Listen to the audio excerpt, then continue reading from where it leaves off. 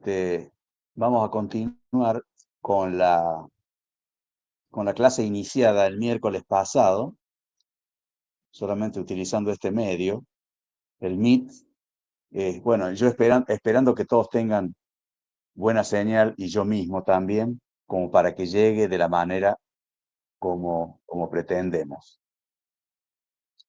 Como siempre, y como les decía la clase pasada, frente a una duda, frente a una inquietud, no duden en hacer la pregunta pertinente. O sea, que estamos también acá para conversar, para discutir, este, para meternos en la problemática de las finanzas públicas, y ese sería el interés de la cátedra, que ustedes también se involucren y en los temas que sean de interés hagan todas las consultas que sean pertinentes. En eso no tengan, como les dije la otra vez, y se los repito, no tengan ningún resguardo, sino simplemente hagan la consulta, porque esa es también la forma que uno tiene de acercarse y que para que se comprenda mejor lo que pretendemos llevar adelante. Bueno, seguimos con la unidad 1.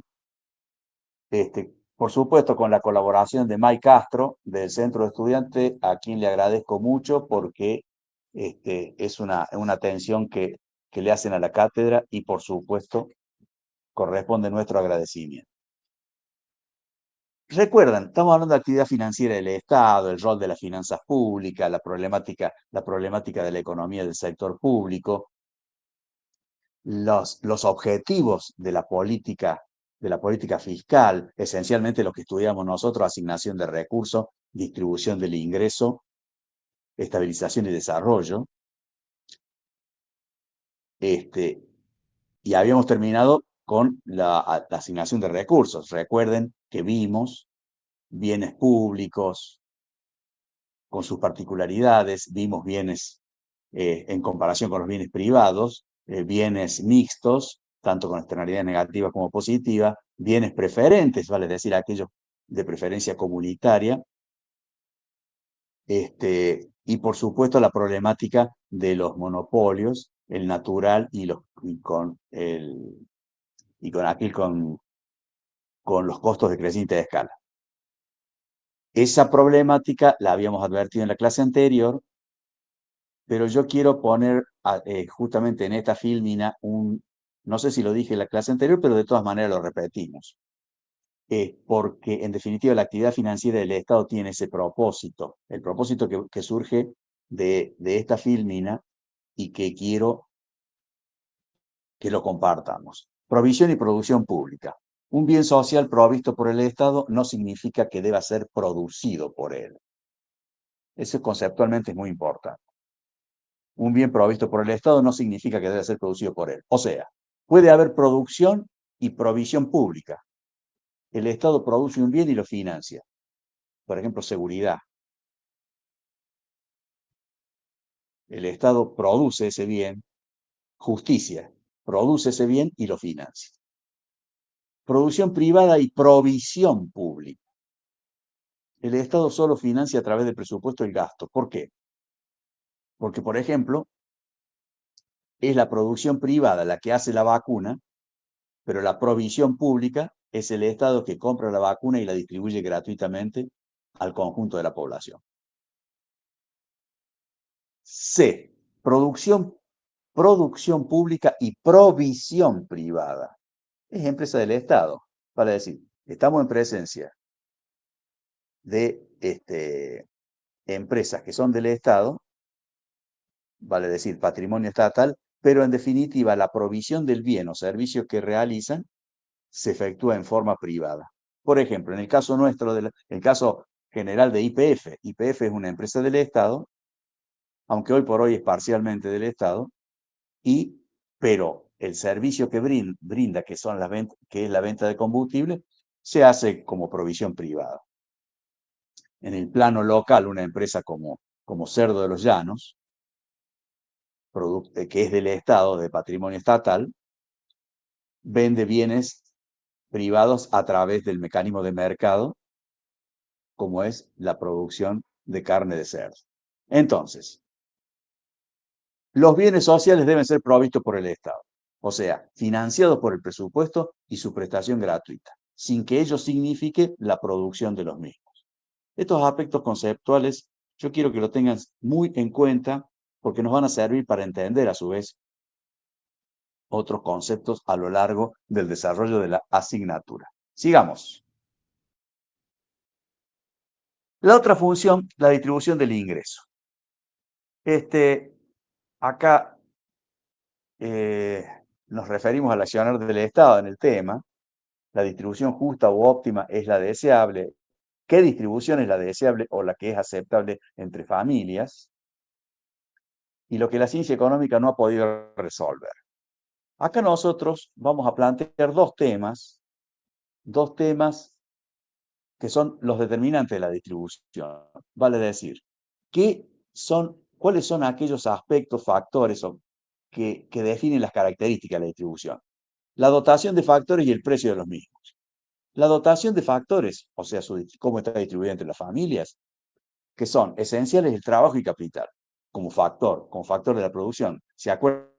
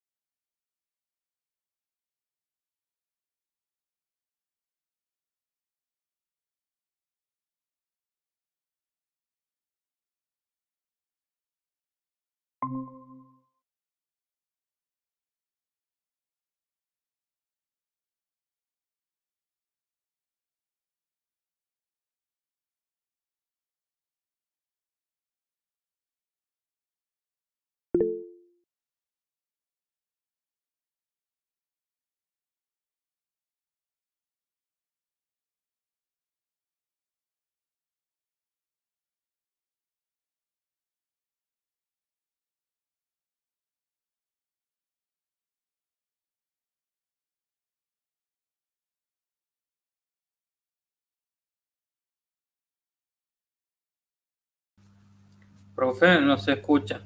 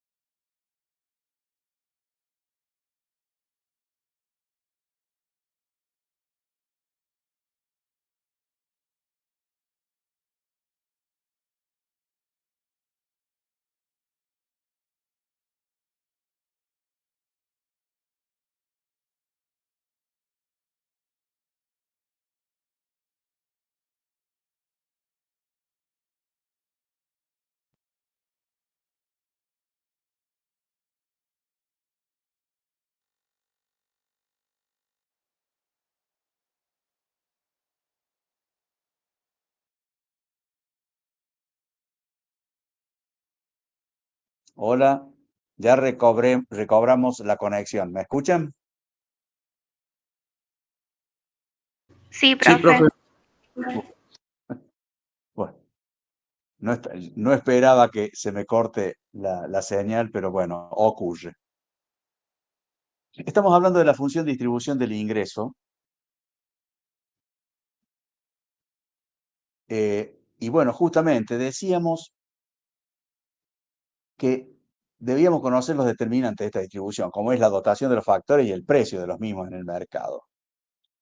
Entonces, cada uno ocupa el lugar o tiene dentro de de la torta de la producción, que es que es el ingreso nacional, conforme a la cantidad de los factores que poseemos, ya sea trabajo o capital, será la retribución que nosotros tengamos. Y naturalmente, esa retribución será la participación en el ingreso que tenga cada familia, cada sector. Y eso está vinculado con la distribución del ingreso. ¿Por qué interesa este estudio?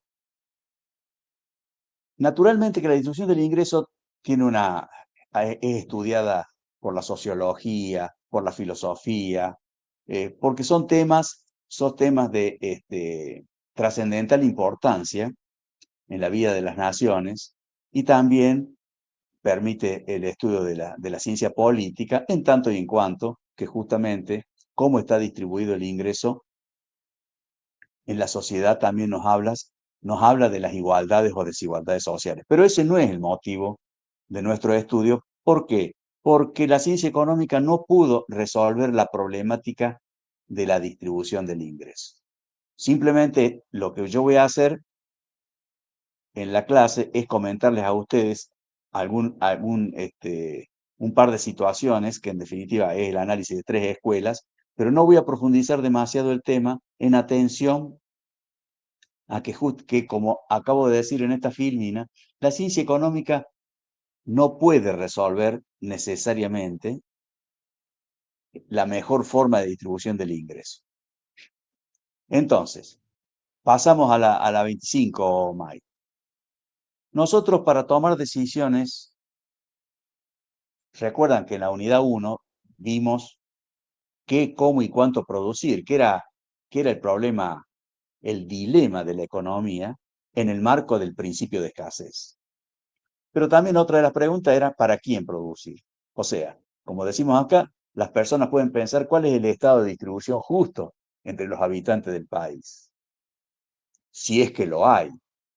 El Estado soluciona esta cuestión a través de la política fiscal, que es un poco el ejemplo que voy a aplicar en la cátedra para que tratemos de comprender un poco cómo puede actuar el Estado para atenuar esa desigualdad en materia de ingresos, ¿no es cierto? ¿Y con qué criterio? Yo aquí estoy citando a la política fiscal, vale decir, solucionando un problema de redistribución a través de la política fiscal. ¿Cómo? Recuerden que nosotros cuando hablamos de política, se acuerdan que hay una política fiscal, política monetaria, cambiaria, de regulación legal, hablamos de la política fiscal. Esto es, la problemática de la política fiscal estaba concentrada en los aspectos recursos y gastos que estaban plasmados en el presupuesto. ¿Y cómo podríamos resolver un problema de redistribución de riqueza o de ingresos? Por ejemplo, aplicando tributos progresivos a personas de ingresos altos, ahí dice ingresos, y subsidiando a sujetos de bajos recursos. Por ejemplo, ustedes saben, y ya lo vamos a estudiar cuando hablamos de distintas clases o tipos de impuestos, como son el caso de los impuestos progresivos, que es una particularidad que tienen algunos impuestos directos, ya vamos a estudiar y vamos a ver de qué se trata, aplicando impuestos progresivos a personas de ingresos altos, como que existen en la realidad argentina, en el caso del impuesto a la renta en Argentina, también llamado impuesto a las ganancias y hoy impuesto a los ingresos, o sea, eso significa, aplicando impuestos progresivos, significa captar más tributos en aquellas personas que mayores ingresos tienen y subsidiando a sujetos de bajos recursos, como podría ser aquellos perceptores de jubilaciones mínimas o aquellos perceptores de muy bajos niveles de ingreso que necesitan el auxilio del Estado. Entonces, allí podemos encontrar una justificación del mecanismo redistributivo a través de la política fiscal. Sigamos. Bueno, hay algunas escuelas económicas, por ejemplo, la economía del bienestar. Esto voy a hacer algunas citas que sirven para tratar de entender esta problemática. En la economía del bienestar nos dice que si se incrementa o se mejora la situación de A quedando igual la de B, hay una mejora en el bienestar. Lo mismo que si se mejora la situación de A o mejora la situación de B, evidentemente que se mejora el bienestar general de la sociedad. Si A queda igual, pero se mejora o incrementa la situación de B, también mejora el bienestar. Pero, si se mejora la situación de A y disminuye o empeora la de B, empeora el bienestar. Lo mismo, si se desmejora la situación de A y se incrementa la de B, también empeora el bienestar. ¿Qué significa todo esto? De que la idea, la hipótesis, la teoría del bienestar nos habla o se refiere a la posibilidad de mejorar la situación de A sin que desmejore la de B. Ese es un concepto que es el que predomina en la teoría del bienestar. Entonces, pero para ello, como citamos acá en la filmina, es importante conocer la función de utilidad de cada persona. Seguí, por favor, Mike.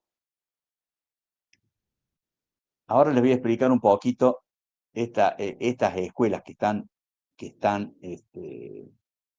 por lo menos forman parte del estudio sociológico de la justicia distributiva y en qué consiste. Pero voy a particularizar sobre el tema del criterio utilitario. Por ejemplo, tenemos la teoría o el criterio basado en las dotaciones. Acuérdense, estamos hablando de criterios de justicia distributiva, que aceptan como socialmente justo que cada persona reciba en proporción a la dotación de factores que tiene o que aporta. Entonces, es justo que yo gane o que obtenga como ingreso lo derivado de la dotación que tengo, tanto de trabajo como de capital. O sea que cada persona va a asumir que va a tener conforme al patrimonio, ya sea expresado en su trabajo o en capital. El criterio utilitarista parte de la base que se puede medir, este es un poquito más complejo, se puede medir la utilidad de cada persona y comparar la utilidad entre las personas.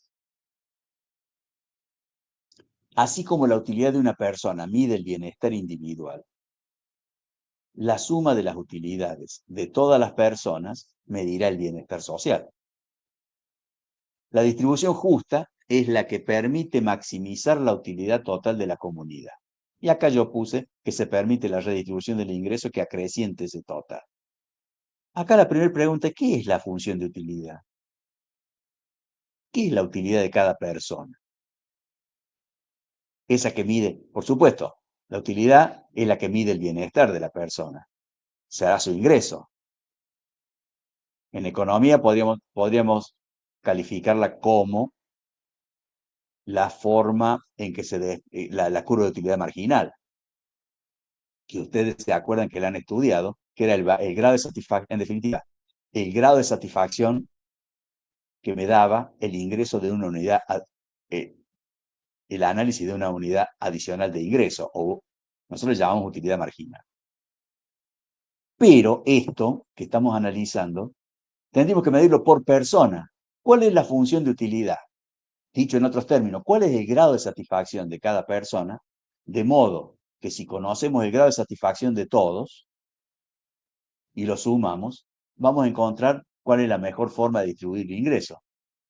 Lo cual es, como lo he dicho antes, al no conocer al ser prácticamente imposible conocer la función de utilidad de las personas, no podemos basarnos en este método, salvo para hacer valoraciones teóricas. El criterio de la equidad pone el acento en la comparación de bienestar de los distintos componentes de la sociedad. Por ejemplo, una variante, se busca que todas las personas alcancen el mismo nivel de bienestar. Por supuesto que esa es una búsqueda, pero podríamos pensar a partir de acá que todas las personas debieran ganar lo mismo, lo que supondría idéntico bienestar. Y eso sería un principio de justicia distributiva. Son miradas. En la escuela marxista se plantea esta hipótesis de la función, donde la función de utilidad es igual para todos. Yo insisto, no voy a hacer un desarrollo más importante de estos criterios de justicia distributiva, porque realmente importa, les repito, como dije en la filmina anterior, no hay acuerdos en cuál es el mejor método y si es que existe algún método para que los grados de bienestar, para que todas las personas lleguen a un mismo grado de bienestar. Lo que puede ocurrir es que, como dice el criterio de equidad, bueno, se busca que todas las personas alcancen el mismo nivel de bienestar, o por lo menos, si no ocurre eso, un bienestar mínimo para todos. O si no, maximizar el bienestar del grupo más bajo. Es una mirada del sociólogo John Rawls, vale decir que él decía que solo se mejora la situación de la sociedad si se mejora la situación de los que están del grupo más bajo de ingresos. Pero, en definitiva, tal como yo les dije antes, en la vida práctica estamos más cercanos a los criterios basados en la rotación, pero, ahora sí podés pasarlo, basado en la dotación, pero también teniendo en cuenta, seguí en la próxima, por favor, Mike. Bueno, no, ya terminamos con esto. Pero el punto sería tener en cuenta, utilizar el criterio de la dotación, pero con básicos, con mínimos, con lo que podría ser en Argentina el salario mínimo vital y móvil. ¿Qué significa esto? Nadie puede ganar menos que ese ingreso, pero a partir de allí, que el logro individual sea en función a los determinantes del ingreso, que son la dotación de trabajo del capital. Pero lo que no se discute es ese mínimo al cual debemos acceder todos. Son miradas, pero en la práctica, hoy por hoy, predominan los conceptos o los criterios de la dotación en líneas generales. Estabilización y desarrollo. Acuérdense, hemos visto asignación de recursos, distribución del ingreso y vamos a ver ahora estabilización y desarrollo, que era el último objetivo del que planteaba Musgrave en el Estado moderno. Instrumento de política fiscal. Hemos visto que los instrumentos de la política fiscal son recursos y gastos plasmados en el presupuesto. Estabilización. ¿Cómo podemos utilizar la política fiscal para la estabilización? Por ejemplo, sí la podemos utilizar. Analizamos, por ejemplo, los ciclos expansivos, donde hay inflación. En los ciclos expansivos hay inflación. Entonces, ¿cómo podemos corregir ese aumento de inflación? Aumentando los impuestos y disminuyendo el gasto público. Aumentando los impuestos y disminuyendo el gasto público. Utilizando la política fiscal, vale decir, aplicando los impuestos y en este caso disminuyendo el gasto. ¿Cómo? Los impuestos se aplican no para incrementar el gasto, sino para sacar más recursos destinados al consumo por parte de la sociedad, justamente que la inflación tienda a atenuarse para no darle pie a través del aumento del consumo. Y disminuyendo el gasto público, que naturalmente es un motor o un dinamizador de consumo. Entonces, ¿puede aprovecharse la política fiscal en los ciclos inflacionarios? Sí, aumentando impuestos y disminuyendo el gasto. ¿Puede actuar la política fiscal en ciclos recesivos? Vale decir, donde hay deflación, donde hay recesión, con la misma política fiscal, pero inversa. O sea, aumentando el gasto público. ¿Cómo? Utilizando el gasto público como motor del consumo. Y disminuyendo los impuestos para que causen el efecto contrario que el anterior. Vale decir, que haya más dinero en el bolsillo de las personas de modo tal de favorecer el consumo. Esto es un poquito de el ciclo recesivo, es un poco de política keynesiana, ¿no es cierto?, que ha sido utilizada por muchas corrientes este, para justificar aumento de gasto público, disminución y eventualmente disminuir impuestos. Por otra parte, o sea, conclusión, podemos utilizar la política fiscal como mecanismo o instrumento de estabilización, ya sea en ciclos expansivos como en ciclos recesivos. Y con respecto al desarrollo, también podemos ver que es absolutamente necesaria la inversión en gastos de obras públicas, obras de infraestructura, que evidentemente hacen al desarrollo. Si no, no habría carreteras, no habría puertos, no habría puentes. Vale decir, el desarrollo del país obviamente está también basado y asentado en el desarrollo de obras públicas e infraestructura. Bueno, hemos hecho una mirada. Yo creo que terminamos, Mike, con esto. Sí, profe. Sí, sí, creo que terminamos, efectivamente. Terminamos con una parte. Ahora vamos a continuar con otra filmina que es la elección pública y política fiscal, que de alguna manera, jóvenes, está muy asociado a todo lo que hemos visto en la unidad 1. Elección pública y política fiscal. Acá van a ver que empezamos con una cuestión de preguntas, ¿no es cierto?, con algunas preguntas, y vamos a tratar de encontrarle respuesta a lo largo de estas filminas que vamos a analizar. La determinación, o sea, vamos a hablar conceptos sobre la teoría de la elección pública.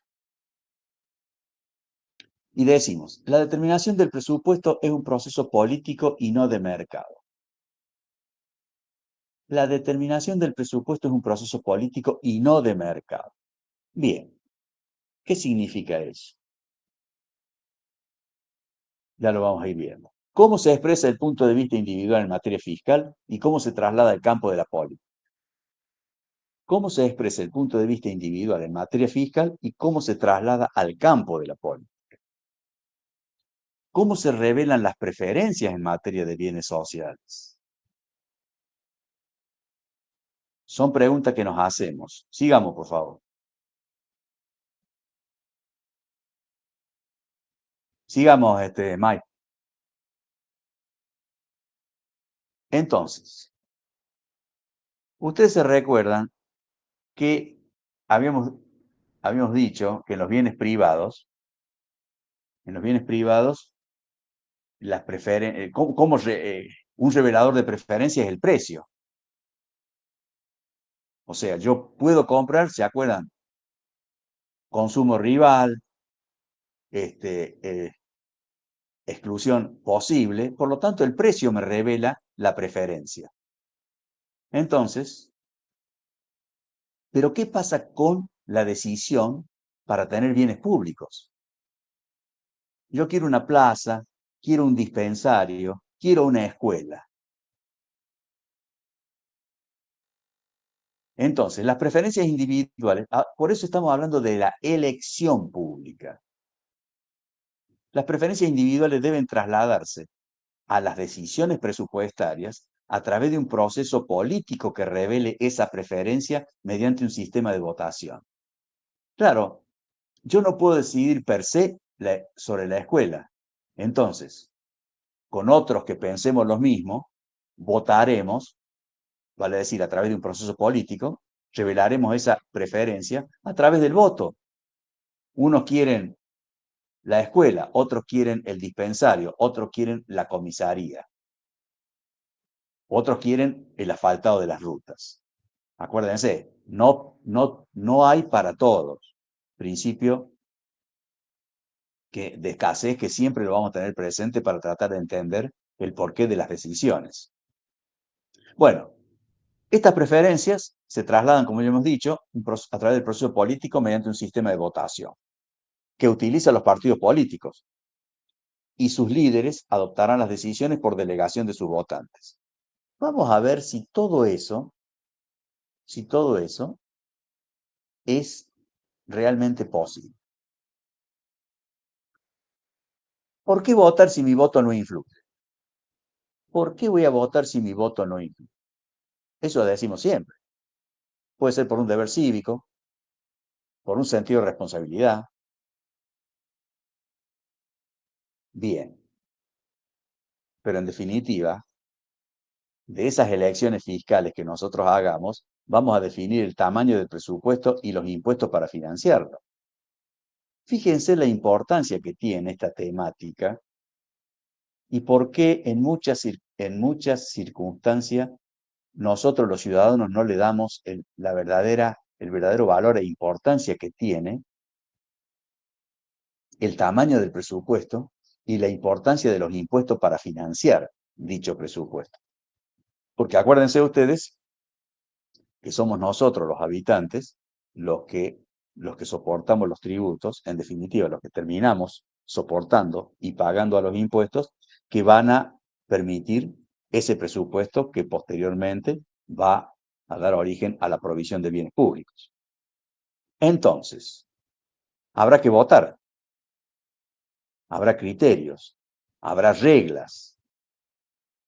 Por supuesto, hemos dicho que se va a utilizar a los partidos políticos, como usamos en Argentina, ¿no es cierto? Y votaremos bajo distintas reglas que todos pactamos y que usamos como patrón para definir cómo se obtiene un resultado a partir de la votación. Entonces, las reglas de votación, ¿qué implican?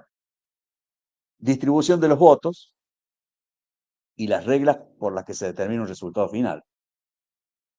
Cómo se distribuyen los votos y la definición de las reglas por las cuales se determina el resultado final. Eso voy conociendo. Vamos a ver 3 sistemas de votación: la regla de la mayoría, el voto plural y la votación por puntos. Regla de la mayoría, voto plural y votación por puntos. Cada una tiene sus características, lo vamos a ver incluso con ejemplos. Pero yo quisiera que me vayan prestando atención porque vamos a aprender un poco de todo esto.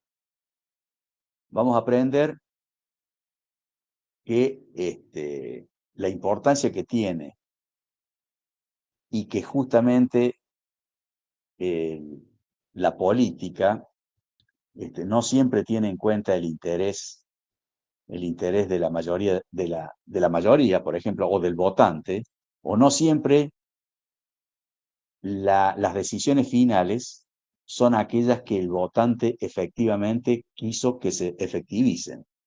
Entonces, hay una serie que le vamos a llamar sesgo de la votación, que lo vamos a ver en las filminas siguientes, que impactan negativamente. Póneme el anterior, por favor, así ya lo empiezo a decir.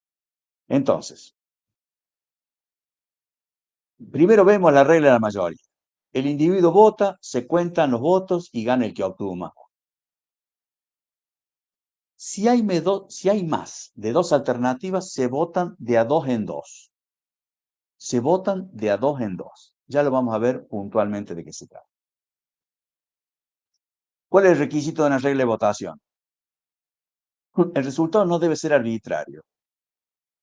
Votante mediano y particularmente votante extremista. Vamos a ver que existe el votante mediano, pero también vamos a ver que también existe el votante extremista. ¿Y cuáles son los resultados? A los fines de un ejemplo, pero para tratar de entenderlo, cuando tenemos el votante extremista. Por otro lado, otro requisito, debe ser representativo de la preferencia de los votantes. Por supuesto, el resultado debe ser representativo de la preferencia de los votantes. Y no tiene que haber comportamiento estratégico. Ya vamos a ver la definición de comportamiento estratégico, pero lo voy adelantando. ¿Se acuerdan? Ustedes han escuchado más de una vez el voto útil. Yo no voto a aquella alternativa que más me gusta, sino a aquella que tenga posibilidades de ganar.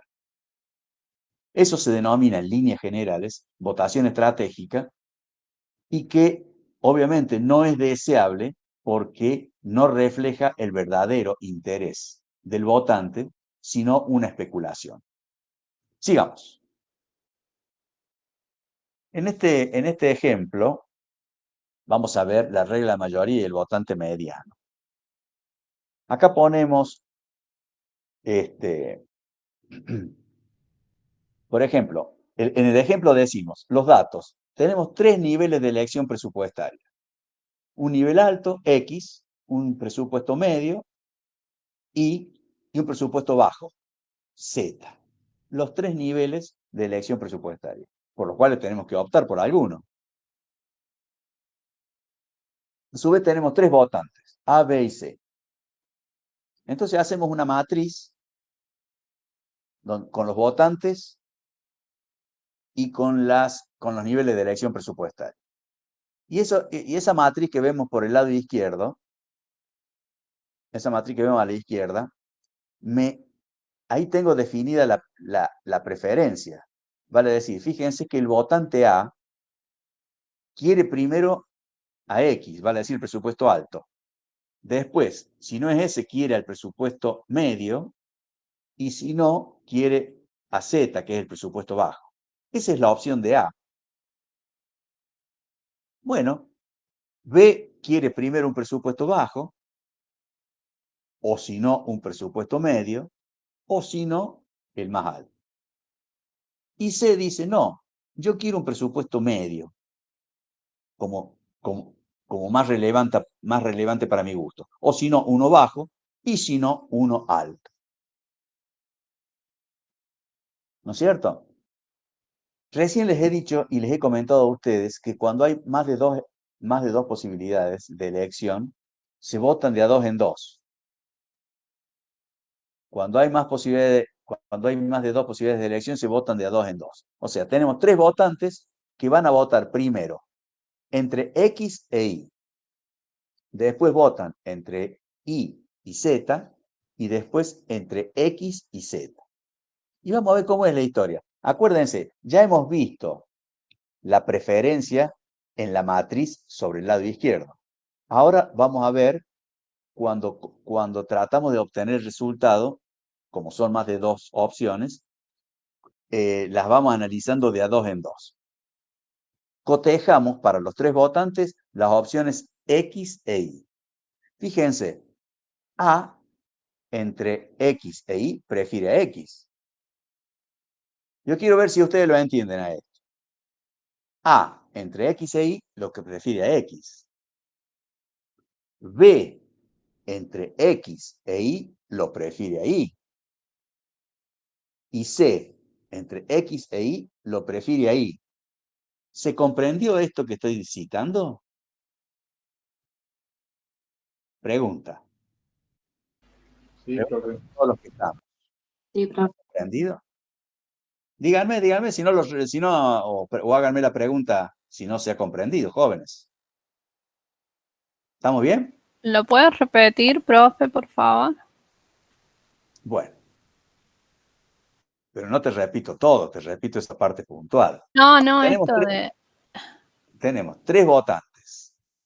Cuando las opciones se realizan de más, son más de 2 opciones, en este caso de elección presupuestaria, se analizan de a dos en dos. Por eso es X con Y con Z y X con Z. Muy bien. Para solucionar el problema, supongamos, entre X e Y, vemos que había votado el votante A y quería primero a X y después a Y. Por lo tanto, señalo como que lo prefiere a X. Ahí está, lo que está señalando mal. En el caso de B, entre X e Y, evidentemente que quiere más a Y, porque le da el número 2 y no el tercero. Y C, entre X e Y, prefiere Y, que es un nivel de preferencia mayor que obviamente que el de X. Me voy y analizo Y y Z, los dos últimos. A, ¿qué diría? Entre Y y Z, ¿qué quiere? Ahí. Por supuesto. B, entre Y y Z, quiere a Z. Y C, entre Y y Z, quiere a Y. Bueno, no hemos sumado todavía, pero como ustedes pueden apreciar, al final dice gana Y, gana de nuevo Y, cotejando Y con Z, y después X con Z. El primero con el tercero. Entre X y Z lo quiere a X. Pero B, entre X, perdón, sí bien digo, entre X y Z, lo quiere a Z. Y C, entre X y Z, también lo quiere a Z. Quiere decir que ahí ganó Z. Ahí ganó Z. Pero ¿quién ganó en esta votación? Ganó Y, ganó Z. Bien. Fíjense este análisis. Votante mediano. C. C es el votante mediano. Siempre obtiene la victoria. Fíjense que C, el votante C, gana en los tres casos. Con Y y con Z. Los otros dos, vale decir, el votante mediano es el que siempre obtiene la victoria. Es un voto equidistante, es un voto que no tiene extremos. Y fíjense, pero qué interesante de analizar acá. Sigamos.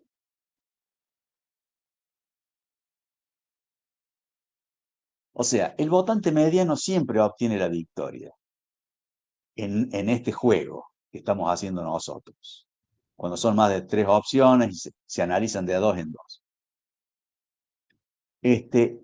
Pero acá vamos a introducir otra a la misma matriz formada por los votantes A, B y C y las opciones X, Y y Z, le vamos a introducir una variante. El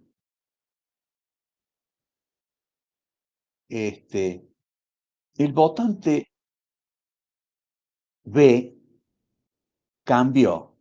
Fíjate, ustedes van a ver que es 2, 3, 1. Móstrame la anterior. La anterior era 3, 2, 1. Y ahora es 2, 3, 1. ¿Qué significa con eso? El votante B cambió su opción, o en este ejemplo del votante B, cambió su esquema de votación. Pero miren cuando son tomadas de a 2 en 2. A, entre X e Y, prefiere a X. A, entre Y y Z, también prefiere a X. Y A, entre X y Z, también prefiere a X. Pero B, entre X e Y, lo prefiere a X. Entre Y y Z, lo prefiere a Z.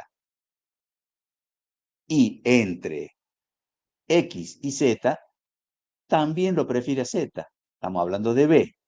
Y como señala May en el cursor. Me voy a C. C entre X e Y, gana Y, por supuesto. C entre Y y Z, también gana Y, lo prefiere a Y. Y entre X y Z, no, ya gana Z. Pero fíjense los resultados de esta votación. Gana X en el primero, gana Y en el segundo y gana Z en el tercero. ¿Quién ganó? Nadie. no ganó nadie. ¿Por qué?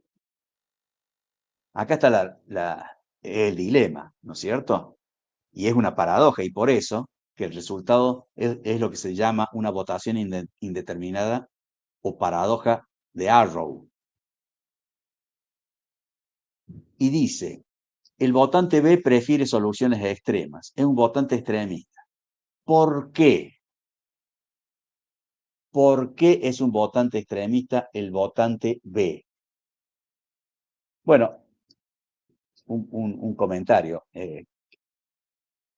Kenneth Arrow, un profesor americano, estudioso de estos temas, le llaman en Estados Unidos, le llaman public choice, la problemática de la elección pública, y él dice, mire, este sistema de la mayoría también tiene lo suyo, porque puede aparecer un votante extremista que me rompa la votación, o la indetermine, como en este caso, no ganó nadie. Pero antes que nada, entendamos el porqué. Fíjense, A prefiere el presupuesto alto, el presupuesto medio y el bajo. C prefiere el presupuesto medio, el bajo o el alto. Pero B prefiere el presupuesto bajo, si no el alto y si no el medio.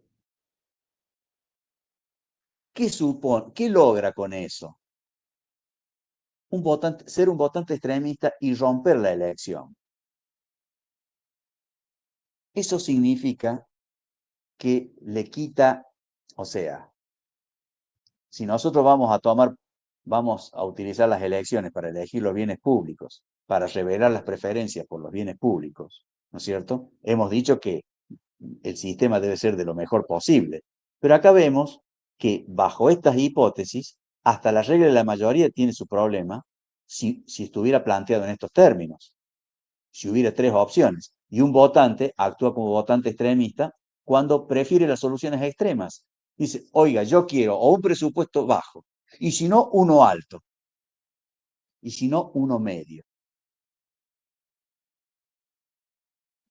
Dicho en otros términos, a fulano le gusta frío, bien frío, y si no, bien caliente.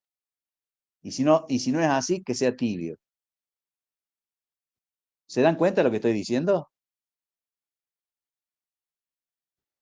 ¿Se comprende? Bien. Entonces, esa es la regla de la mayoría, lo que acabamos de ver. La mecánica de la regla del sistema de pluralidad o el voto plural, se clasifican las alternativas en orden de preferencias también, como recién lo vimos. Y se otorga un punto a la más deseada y n puntos a las menos deseadas. Y gana la que tenga menos puntos. La relación se expresa en términos ordinales, ya lo vamos a ver en un ejemplo. El resultado coincide con la regla de la mayoría solo si hay dos alternativas, pero puede ser diferente si existe un número superior de alternativas. ¿Cómo funciona el sistema de pluralidad? En la próxima film. Supongamos, tenemos las tres opciones, o sea, la elección, ponemos el votante A arriba, el votante B y el C, con el orden y el voto. Orden y voto, orden y voto. El orden es el orden de preferencia por las distintas opciones. Acuérdense, A quería primero a X, después a Y y después a Z. B quería primero a Z, después a Y y después a X. Y C quería primero a Y, después a Z y después a X. Bien, le damos un voto por este sistema. Le damos un voto a la más deseada y le damos 3 votos a la menos deseada. ¿No es cierto? Entonces, X le pondrá un voto a la X, 2 votos a la I y 3 votos a la Z. Acá estamos coincidiendo justamente el orden del voto con el sistema del voto, pero es para que ustedes comprendan cuál es la preferencia del votante y cómo le asigna un criterio, en este caso un sistema cardinal, donde dice yo quiero, le doy un punto a la que más quiero, le doy 2 puntos a la que quiero un poco menos y le doy 3 puntos a la que no quiero. Por supuesto que ustedes, si lo comprenden mejor, pueden hacer al revés. Le ponen 3 puntos a la que más quiero, 2 puntos a la que quiero un poco menos y 1 punto a la que quiero poco. Por supuesto que el resultado, al ser inverso, va a tener que ser leído de otra forma. Fíjense, X, la elección X. El votante A le dio un voto, perdón, un punto. El votante B le dio 3 y el votante C le dio 3 más. O sea, 3 más 3, 6 más 1, 7. La opción X tiene 7 puntos. En cambio, Y a la elección 1 le dio 2 puntos. El votante B le dio a I 2 puntos y el votante C le dio 1 punto. Quiere decir que I tiene 5 puntos. Bueno, y lo mismo Z. 3 puntos le da el votante A, 1 punto le da el votante B y 2 puntos le da el votante C. Fíjese que, acuérdense que a los fines de nuestro análisis ganaba el que menos puntos tenía. X logró 7 y 5, Z 6. Leo el final de la filmina. Existen 3 alternativas. 1 punto la más deseada y 3 puntos la menos deseada. Se suma y gana el que tiene menos puntos. ¿Me comprenden? Vale decir que en este caso del voto plural prácticamente coincide con el voto plural coincide con la regla de la mayoría. Gana I.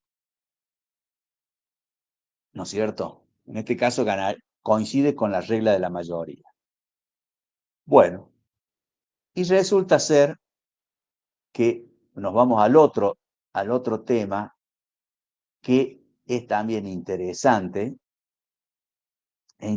pero también tiene sus complejidades y las anomalías que plantean quienes hacen estudio de estos temas. La regla de la votación por puntos. Se le concede al votante un número determinado de puntos que asigna a su preferencia entre las alternativas.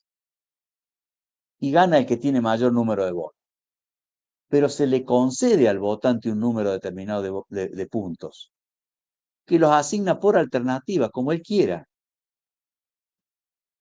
Este criterio de la votación por puntos contempla la denominada intensidad de la votación, y ya les voy a explicar por qué. Tiene como anomalía que puede inducir al voto estratégico y naturalmente puede ser abierto a la manipulación. Ya con todos estos antecedentes nos está indicando que si bien que puede ser un sistema útil para algunas cosas, no lo es para todas, porque evidentemente, cuando digo útil, es que al contemplar la intensidad de la votación, ya lo vamos a ver cuando veamos el ejemplo puntual, vamos a advertir, yo quiero la alternativa tal, pero la quiero mucho más que a las otras dos restantes. Pero también es cierto que puede dar lugar a la manipulación. Miren, acá parecida el diseño al voto plural, pero solamente que al mismo orden que he citado en la filmina anterior, en el voto plural, yo le asigno 10 puntos por votante. Cada votante tiene 10 puntos en su bolsillo y elige, con respecto a la elección que él quería, cuánto le pone a la que más quiere y cuánto le pone a la que menos quiere. Y fíjense que A pone 5, 3 y 2, B pone 6, 3 y 1, y C pone 5, 4 y 1. O sea, los tres distribuyen los 10 puntos que tienen en este mecanismo de votación por puntos. Sumamos 5 más 1, 6, más 1, 7, X, 3 más 3, 6, más 5, 11 sería Y, 6, 2 más 6, 8, más 4, 12. Z da 12. Entonces, la que más puntos tiene es la opción Z, en ese caso, la de presupuesto más bajo. Cada votante tiene 10 puntos y los asigna a su preferencia. La votación por puntos contempla la intensidad de las preferencias y gana la opción que tiene más puntos, en este caso Z12. Pero, ¿qué pasaría si hay un votante que se le ocurre poner 10, 0 y 0? Puede ocurrir porque se puede manipular este voto. Entonces, incluso puede conducir al voto estratégico. ¿Cuál es la virtud? Que el votante, al tener puntos, si yo tengo 10, soy el votante A, o el caso mejor planteado es el de B, donde le pone muchas fichas a la Z y prácticamente nada más que una, a X. Estoy hablando del votante B. Esto está indicando o está revelando una preferencia basada en la intensidad del voto. Quiere decir que Z le importa mucho más que X. Ya no es un análisis solamente de ordinal, como veíamos en el caso del voto plural, sino que acá contempla la intensidad, pero claramente podría dar origen a suspicacias. Este planteo que es tan interesante podría dar origen a suspicacias como para decir, esto no nos convence a nosotros porque podría haber manipulación en los votos. Y ustedes saben que si hay manipulación, se desnaturaliza la elección pública. ¿Van comprendiendo, jóvenes? A ver, alguno que me diga, que Sí, me dé profe. alguna señal.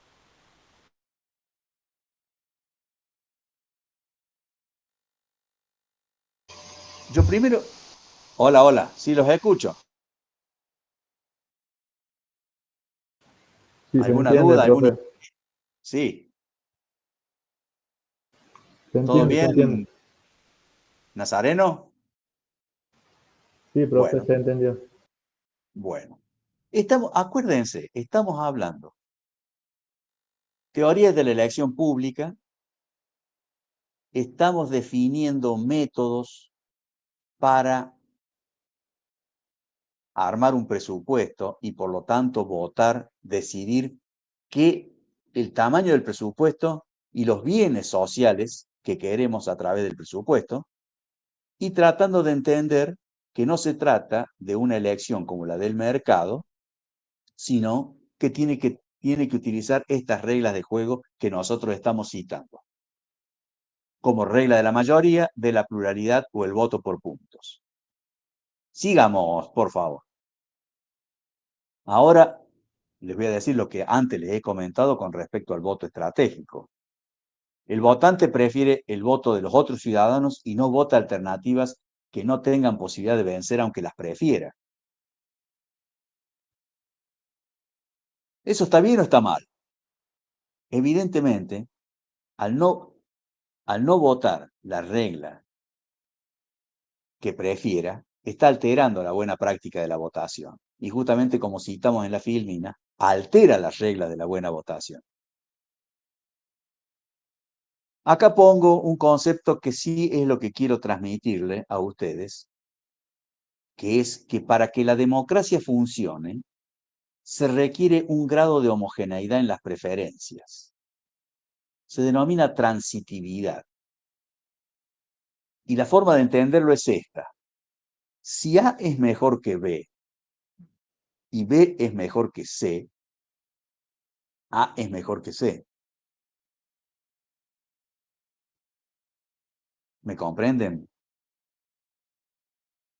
Por eso es que tiene que haber cierto grado de Profe, homogeneidad en las disculpe, ¿lo podría repetir? Sí. El último punto me estás preguntando, ¿no es cierto? Sí, sí, sí, gracias. Bien. El último apartado de la filming. Para que la democracia funcione, se requiere un grado de homogeneidad en las preferencias, denominado transitividad. O sea, carácter transitivo. Si A es mejor que B y B es mejor que C, A es mejor que C. Por carácter transitivo. Eso, si lo asociamos a los conceptos que hemos estado analizando, nos damos cuenta del porqué del voto del votante mediano. ¿No es cierto? El votante que gana siempre. Y el no del votante extremista. ¿Por qué? Porque el votante extremista, al polarizar la situación, al decir que yo quiero el presupuesto más bajo, o si no el presupuesto más alto, le quita la regla de la transitividad porque la homogeneidad en la decisión estaría basada en el concepto de que si no me gusta el presupuesto más bajo, me tendría que ir al presupuesto mediano y no irme al otro extremo y después recién volver. ¿Me comprendiste, Leguiza? Sí, profe, sí, sí. Ahora sí. Sí, profe, gracias. Bien. Entonces, tiene que haber cierta homogeneidad en las preferencias. Los que ustedes pónganse en la cabeza. Por supuesto que estos no son conceptos, yo quiero que no los tomen. Estos conceptos, una vez alguno de ustedes decide hacer estudios de otra naturaleza o profundizar, lo cual sería muy bueno al que le interese, pero no son leyes, son teorías, ¿no es cierto? Sujetas o expuestos a contrastaciones que no se verifican estrictamente en la realidad. En general, esto suele ocurrir, que la cuestión de la transitividad está asociada a la homogeneidad de la votación, de las preferencias, indudablemente que es así. Pero naturalmente, ustedes pueden encontrar casos que pueden entrar eventualmente en pugna con algunos de los conceptos que estamos planteando. Naturalmente, jóvenes, que en líneas generales funciona como lo estamos citando en las filminas. Sigamos. Bueno, hay otra regla, pero que no es utilizable, que es la regla de la unanimidad. Ningún individuo aceptará un proyecto que no desee, pero se obtendrá a un alto costo. Por eso no es deseable esta regla. Imagínense que todos tenemos que, la regla de la unanimidad, obviamente, discrepa con la mayoría porque todos tenemos que pensar lo mismo y aceptarlo. Pero para que haya unanimidad, mejor dicho, no tenemos que pensar lo mismo. Tenemos que ver que ese es el que conviene a todos. Pero aceptarlo unánimemente significa, cuando decimos se obtiene a un alto costo, es que para que haya unanimidad, todos tienen que ceder algo para que se materialice. Mientras que con el sistema de la mayoría, queda claro que la mayoría gana y la minoría tiene que aceptar el fallo sobre la mayoría. Por eso es que la regla de la unanimidad no es deseable. Puede ser utilizada bajo algunas circunstancias, sin lugar a duda, como se hace, pero no es deseable. Sigamos. Bueno, salimos de estos ejemplos y vamos a algunos conceptos que son muy interesantes de analizar. Las democracias representativas. ¿Nosotros somos una democracia representativa? Sí. Lo plantea nuestra propia Constitución. ¿No es cierto? el pueblo no delibera ni gobierna, sino en función de sus representantes. Son sus representantes los que lo hacen. Las decisiones fiscales se toman en el Congreso. Eso es la democracia representativa. ¿Hasta qué punto esto afecta la preferencia de los votantes en las decisiones finales? Bueno, vamos a ver. Vamos a ver qué pasa. Adelante. Para ello vamos a tener que ver el papel de los políticos, el papel de los burócratas y las distintas miradas que al respecto hay. El papel de los políticos. ¿Existiría analogía entre las empresas y los políticos para captar votos? Fíjense, ¿existiría analogía entre las empresas y los políticos para captar votos? Si las empresas hablan de utilidad, ¿cómo harían los políticos para captar votos? Bueno, proponer aumento de salario del sector público o algunas inversiones del sector público que estimulen a cierta actividad de empresas o algo parecido. ¿Qué quiere decir? Como plantea Anthony Downs en su famosa acción política racional, que dice, mire, el político como la persona corriente actúan racionalmente, vale decir, como el empresario actúan racionalmente, maximizando beneficios. El empresario quiere maximizar beneficios, vendiendo más al mayor precio posible. P por Q. ¿Y el ciudadano qué quiere? Quiere bienes sociales, la mayor cantidad de bienes sociales al menor costo impositivo posible. Por eso podría haber analogía entre las empresas y los políticos para captar votos. Yo quiero la mayor cantidad de bienes sociales, pero como los bienes sociales se financian con el sistema impositivo, por supuesto, una acción política racional tendría la mayor cantidad de bienes sociales con la menor cantidad de costo impositivo posible para financiarlos. ¿Se comprende lo que digo, jóvenes? O sea que acá habría la importancia del papel de los políticos, tendríamos que tener en cuenta, para, y justamente siguiendo a Anthony Downs en su famosa acción política racional, que donde políticos y votantes actúan en función de sus propios intereses o de acuerdo a sus propios intereses. Sigamos.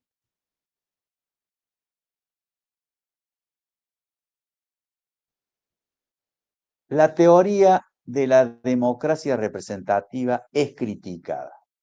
Se dice que no refleja su aplicación real, o sea, a partir de ciertos análisis. Por ejemplo, decimos, ¿un mercado funciona eficientemente? Sí.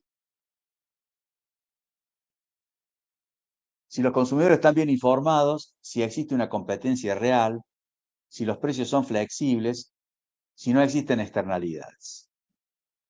O sea, se dice que tenemos una democracia representativa, como hemos citado anteriormente en la República Argentina, pero que no funciona eficientemente. ¿Cuándo funciona un mercado eficientemente? Si así funciona la democracia representativa. Si los consumidores están bien informados, si existe una competencia real. ¿Se acuerdan? Va a ser la definición de competencia.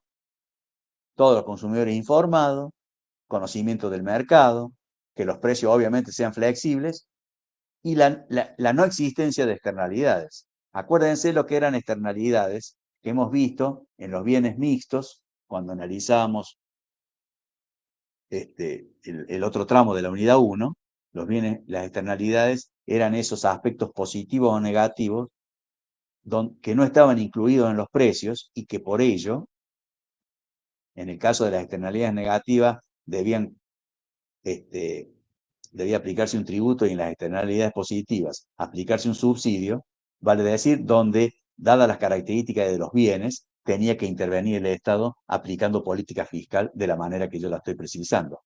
Y lo digo todo eso para que se acuerden de lo que eran las externalidades. ¿No es cierto? Bien. ¿Qué pasa con esto? Pero el modelo de democracia fiscal debe tener ciertas condiciones, que son las que acaba de citar. Los votantes estar bien informados. O sea, no funciona la democracia representativa si el votante no está informado. Desde este análisis. Y por otra parte es correcto. La obtención del voto debe ser competitiva. Tiene que haber conocimientos. La obtención del voto debe ser competitiva, claramente. La formación de plataformas debe basarse en coaliciones amplias. ¿Por qué? Todas las ideas y las visiones con respecto a los bienes contenidos en un presupuesto deben tener detrás a partidos políticos que los representen. Y por supuesto, si hace falta también en plataformas más importantes donde haya coaliciones que las apliquen y que las contemplen. Los sistemas de votación deben contemplar las preferencias. Bueno, sin lugar a dudas. No estamos hablando de otra cosa. Un sistema de votación no puede dejar de contemplar las preferencias de los votantes. Y naturalmente, el modelo de democracia fiscal debe minimizar el voto estratégico. Ya hemos dicho, y lo ratificamos acá, la idea del voto estratégico es una figura no deseada porque desnaturaliza la preferencia del votante. Pero, bueno, y acá está. Estas condiciones no se dan casi nunca, decimos. O sea, se dan poco.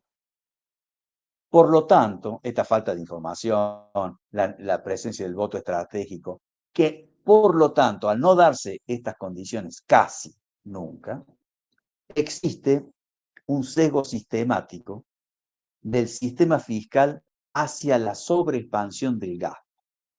Por eso en la filmina anterior empiezo hablando de lo que se llama la hipótesis Leviatán. Cuando no hay competitividad para la obtención de los distintos bienes sociales a través de sistemas de votación y donde encontremos problemáticas, en este caso como es la democracia representativa, que es un poco lo que estamos citando, va a haber una continua y sistemática expansión del gasto o sobreexpansión del gasto, que, dicen estos autores, amenaza a las instituciones libres como un moderno leviatán. ¿Qué es un leviatán? El leviatán es un monstruo marino mítico, figura en la Biblia, y que se comía a los que pasaban, los que utilizaban el mar para comerciar, para ir en sus buques, en sus barcos, y era un monstruo, insisto, un monstruo mítico que devoraba a los que pretendían llevar el comercio a otras latitudes. Algunos autores hablan del moderno Leviatán como que amenaza a las instituciones libres. Le llaman moderno Leviatán a la expansión sistemática del gasto público con toda la problemática que ello trae aparejado. Este es un tema muy interesante, jóvenes, que es interesante incluso plantearlo en esta época, habida cuenta de que hoy por hoy, y esto ya se lo digo a título de comentario adicional, hoy por hoy está arriba de la mesa de la discusión de los economistas y de toda la ciencia económica, la problemática del aumento del gasto público, de la sobreexpansión del gasto público y también de la conveniencia de tener equilibrio fiscal, vale decir, atenuar esa sobreexpansión del gasto público a partir de otras miradas que hoy por hoy están ocurriendo, por lo que se ve en Argentina. Así que es interesante que lo tengamos en cuenta a lo que estamos hablando. Sigamos. Estas votaciones, yo les dije antes, tienen un sesgo. Un sesgo. Vale decir, la votación debe ser representativa de lo que la gente quiere. Estamos hablando de los bienes públicos. Debe ser representativo de lo que la gente quiere. Bueno, está bien, pero ¿qué ocurre? Puede tener, fíjense que no siempre se da eso. El sesgo en las votaciones, el costo para la minoría. La regla de la mayoría tiende a generar un exceso de oferta. ¿Por qué? Porque la mayoría solo considera la parte del costo que tiene que soportar. Porque la mayoría solo considera la parte del costo que tiene que soportar. ¿Qué es eso que estoy diciendo? Yo quiero gastar 100 pesos. El 51%, vale decir, la regla de la mayoría, ganó y quiere que se gasten los 100 pesos. El 49% perdió y no quería que se gasten. Quiere decir que va a haber un exceso de oferta por la regla de la mayoría, porque solo la mayoría considera la parte del costo que tiene que soportar. ¿Por qué? Porque el otro costo lo paga la minoría. Vamos a aumentar los impuestos. Vamos a cerrar mejor el ejemplo. Vamos a aumentar los impuestos. Y vamos a cubrir 100 pesos entre 100 personas. 51% dice que sí, 49% dice que no. Pero a los 100 pesos lo van a tener que pagar todos. Por lo tanto, la mayoría solo considera la parte del costo que debe soportar. El otro costo lo soportó la minoría. Ese es un sesgo en la votación. ¿Me comprenden lo que estoy diciendo? Otro problema interesante a analizar. La subestimación de la carga tributaria. No se ven los impuestos y por eso el exceso de oferta. Cuando hablamos de exceso de oferta me estoy hablando a la expansión del gasto público. Hay un exceso de oferta. ¿Y por qué se llama subestimación de la carga tributaria? Porque no se ve el impuesto. A ver, la próxima, Firmina. Ah, no. Volve atrás. ¿Qué significa que no se ven los impuestos? La invisibilización de los impuestos se debe a las características de algunos tributos. ¿No sabemos los impuestos que pagamos? Efectivamente, no lo sabemos. Ni mucho menos lo tenemos en cuenta. ¿Por qué? Porque los tributos, muchos, y lo más importante de Argentina, son indirectos. Y si son indirectos, yo como consumidor, soy quien soporta el impuesto, pero es otro el que lo paga. Fíjense, jóvenes, para que ustedes entiendan, y por eso subestimo la carga tributaria, y por eso se expande el gasto público, y yo no me quejo del todo. Fíjense, cuando ustedes compran 1 litro de nafta, pagan el impuesto al valor agregado, el impuesto interno a los combustibles y el impuesto a los ingresos brutos. Les aclaro que prácticamente la mitad del litro de nafta para la moto o el auto son impuestos. Pero ustedes lo pagan, nosotros, los consumidores, lo pagamos incluido en el precio de venta. Como cuando compramos una zapatilla, la manzana o pagamos la luz. Hay impuestos que están incluidos en el precio de venta. Por lo tanto, subestimamos la carga tributaria. ¿Me comprenden? Entonces, puede haber un exceso de oferta porque se subestima la carga tributaria y resulta ser que eso provoca la expansión del gasto público. ¿Se entiende lo que he dicho?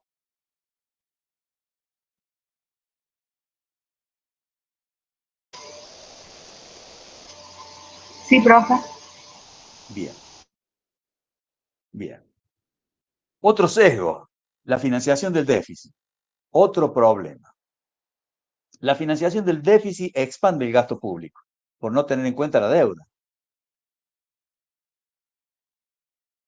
Fíjense, si yo en vez de financiarlo con tributos, financio el déficit con, con la deuda pública, al estar poco informado, solamente después que aparece otro que se quiere postular, me dice a mí lo que han gastado en exceso. ¿Por qué? Porque la propia comunidad, la propia sociedad, no prestó atención a la financiación del déficit. Y por eso expandió el gasto público, con todas las consecuencias que eso supone. Entonces, la financiación del déficit expande el gasto público, por no tener en cuenta la deuda pública estoy hablando. El voto de los empleados públicos. Al empleado público naturalmente le interesa que se incremente el gasto público. ¿Por qué? Incrementar el gasto público para seguir manteniendo mejores sueldos, mejores salarios y manteniendo constantes los servicios públicos. Entonces, son sesgos en las votaciones donde vamos viendo, hay subestimación de la carga tributaria por no entender que hay impuestos que no vemos, hay deuda pública que no sabemos que existe ni sabemos que financia, pero están financiando un déficit que a la postre daña la economía del país y expande el gasto público. El voto de los empleados públicos. El empleo público siempre quiere que el gasto aumente, no que disminuya. También existe la figura del gobierno monopolista. Se prescinde de los deseos de los votantes e imponen sus propias preferencias. Entre ellas la expansión del presupuesto. Bueno, un gobierno monopolista, vale decir, un gobierno que toma decisiones prescindiendo de las preferencias de los ciudadanos, vale decir, impone sus propias preferencias, se prescinde de los deseos del votante, justamente tiene características de tales. Por supuesto, no es coincidente con la prédica democrática que naturalmente los gobiernos modernos anhelamos. Sigamos. El ciclo político de la economía. Esto también es interesante. Estamos hablando siempre de la sobreexpansión del gasto público, jóvenes. De allí la importancia de tener en cuenta estos aspectos que estoy citando. El ciclo político de la economía utiliza las decisiones económicas con fines electorales. Dirigen la política macro para crear condiciones favorables previas a las elecciones. Se advierte una relación entre las variables económicas y los resultados electorales. Y naturalmente se genera un ciclo económico basado en consideraciones políticas. Bueno, no hace falta analizar mucho, hay que ver esto se explica fácilmente con lo ocurrido con un candidato a presidente que utilizó la economía, o mejor, bien digo, utilizó decisiones económicas con fines electorales, dirigiendo la política macro para crear condiciones favorables. Por ejemplo, estableció exenciones, por ejemplo, en el impuesto a las ganancias para determinados contribuyentes, que justamente el mes pasado han vuelto a considerarse gravadas. Obviamente que se buscaba relacionar las variables económicas con un resultado electoral positivo.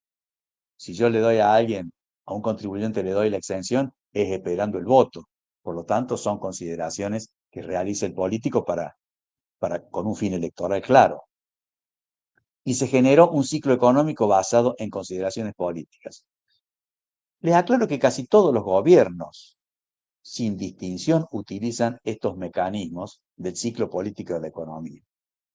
Yo recién, obviamente, ustedes saben, lo estaba citando a Massa, pero ya también Macri en algún punto bajó el IVA en algún momento bajó el IVA 3 puntos, ¿no es cierto? También para lograr efectos favorables y positivos en elecciones y después se volvieron a poner esos 3 puntos. Hoy por hoy se ha vuelto a gravar con la 4ª categoría del impuesto a la renta o impuesto a las ganancias en Argentina a partir de una ley del mes de julio.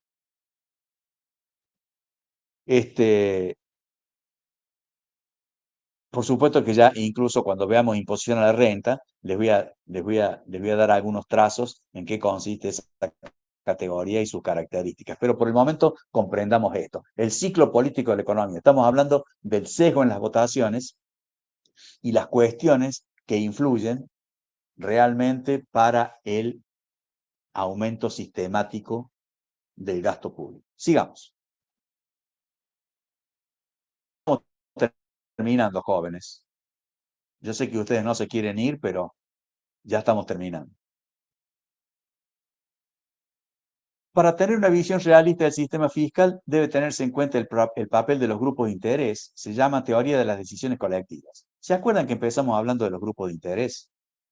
Los empresarios, cualquiera, los maestros, los jubilados, son todos grupos de interés que buscan tener una participación más efectiva o que los beneficie en esa, lo que podríamos denominar la torta presupuestaria. Esa se denomina teoría de las decisiones colectivas, que tiene en cuenta el papel de los grupos de interés. No sería tan realista la de los votantes individuales ni la de los burócratas, que sería la teoría de la maximización de la función de bienestar social, que se acuerdan ustedes que había que conocer también la función de bienestar de cada uno de los que tienen que votar para revelar las preferencias. O sea, es una teoría interesante, pero no muy realista, esta teoría de la maximización de la función del bienestar. Se acerca más, suena como más lógica la teoría de las decisiones colectivas. Sigamos. Yo no sé si hay otra más. A ver. Esa fue la última. Ah, ¿se terminó? Sí, profe. Bueno, perfecto, perfecto. Bueno. Yo ya esperaba que hubiera otra, pero veo que no. Entonces, jóvenes, hemos visto, y con esto también vamos terminando nuestra clase del día de la fecha, hemos visto cuáles son los mecanismos para definir las preferencias con respecto a bienes sociales. Y se usa el voto para ello. Pero también hemos aprendido que existe un sesgo para que la verdadera preferencia del votante se materialice en la práctica. ¿Por qué? Porque están presentes todos los aspectos que hemos mencionado del sesgo en la votación, el rol de los burócratas, el rol de los políticos, la invisibilización de los tributos, o sea, todos aspectos que contribuyen a que el gasto público tienda a incrementarse sistemáticamente y no siempre se verifiquen todos los beneficios de ese aumento en la comunidad que los ha votado y que por otro lado los soporta. ¿Se ha comprendido lo que hemos dado hoy día, jóvenes? ¿Algún comentario? Sí, profe, se entendió todo. Bueno, por supuesto que van a tener ustedes esta filmina, la va a subir a Andrea, para que sea motivo de estudio junto con el resto del material. Pero bueno, la idea es que hayamos compartido, ha sido por lo menos un buen número de asistentes. Pido disculpas por el corte de la conectividad.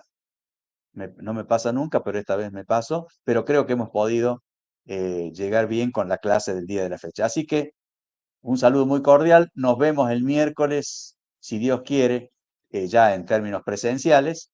Pero también vamos a ver si hace falta, porque como han asistido bastante de ustedes, vamos a ver si en algunos casos podemos seguir utilizando este mecanismo del MIT. Y naturalmente, muy agradecido al Centro de Estudiantes y a Mike Castro por ponerse al servicio de la cátedra y que nos permita darnos una mano para brindar la clase. Así que buenas tardes y hasta el próximo miércoles, si Dios quiere. Profe, Chao, profe, nos vemos. Chao. Chao, profe. Chao, chao chicos. profe, una Chao, profe. consulta. ¿Cómo hacemos con el tema de la asistencia? Yo no sé, Mai, si tenemos el sistema de los inscriptos, si el sistema nos da los inscriptos. Creo que sí. Creo No que, sabría decirle, profe. fíjate que sí, así como el chat nos indicaba o nos indica la cantidad de que se han ido inscribiendo. No el chat no, sino el otro, a ver. No. Acá, yo acá tengo, por ejemplo, el listado de todos los que están, ¿no es cierto? Y los que se han inscrito y los que han participado. Pero creo que sale, Mai, sale en el sistema. Fíjate, ya los voy a, ya voy a ver la forma.